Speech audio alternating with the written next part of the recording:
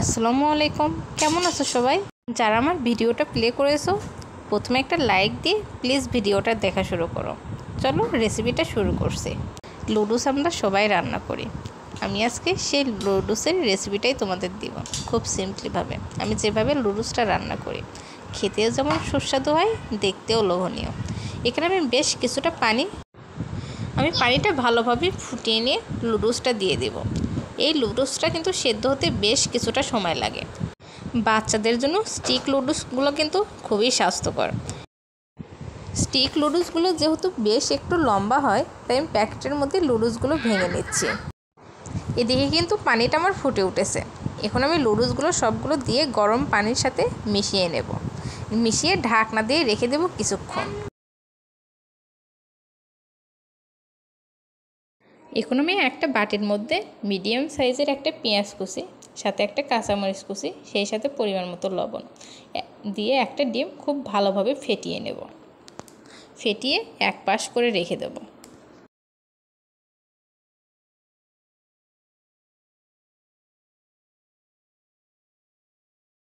এই পাশে দেখো আমার লুডুসটা একদম ফুটে উঠেছে।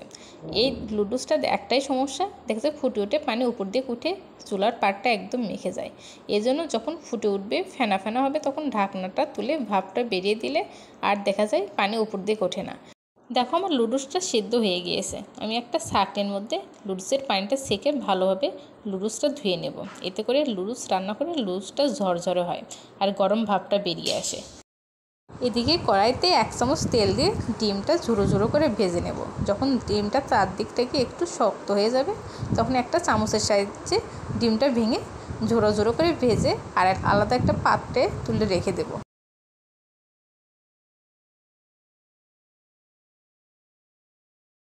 আমি এখন এই প্যানটাতে 2 চামচ সাদা তেল দিয়ে দেব।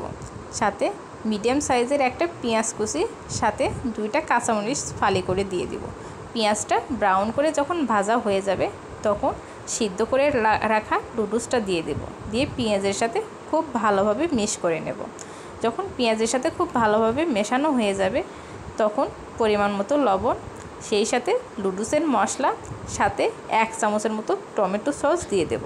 লুডুসের মশলাটা যে যেমন ঝাল পছন্দ করো ওইভাবেই দিয়ে দিও।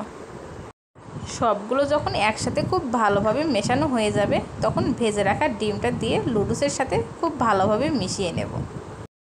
তারপর আরও 4 থেকে 5 মিনিট লুডুসটা খুব ভালোভাবে ভেজে একটা প্লেটে পরিবেশন করব। যারা টমেটো সস পছন্দ করো তারা এই সাথে টমেটো সস দিয়ে লুডুসটা খেয়ে নেবে। এই লুডুসটা খুব সিম্পলভাবে রান্না করা হলেও খেতে কিন্তু দারুণ মজা লাগে।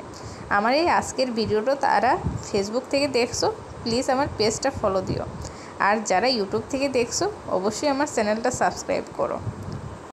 তোমরা অনেকেই আসো ভিডিও না দেখি শুধুমাত্র কমেন্ট করে চলে যাও। এটা হয়তো আমি ওইভাবে বুঝতে পারি না, কিন্তু ইউটিউব কিন্তু ঠিকই বুঝতে পারে। এতে তো আমার চ্যানেলটা ডাউন হবেই, সেই সাথে তোমার চ্যানেলটাও। তোমরা যদি ভেবে থাকো আমি এখানে কমেন্ট করলে অন্য কেউ আমার ভিডিওটা দেখতে পাবে, আসলে এটা ভুল। ইউটিউব ওইভাবে তোমার ভিডিওটা অন্য কারোর মাঝে ছড়িয়ে দেবে না। এই তো আমার লুডুস রান্নাটা একদম শেষের দিকে চলে আসছে, এখন পরিবেশনের পালা। আমার এই আজকের ভিডিওটা কেমন লাগলো অবশ্যই লাইক কমেন্ট করে জানিও। আজকের মতো বিদায় নিচ্ছি। আল্লাহ হাফেজ।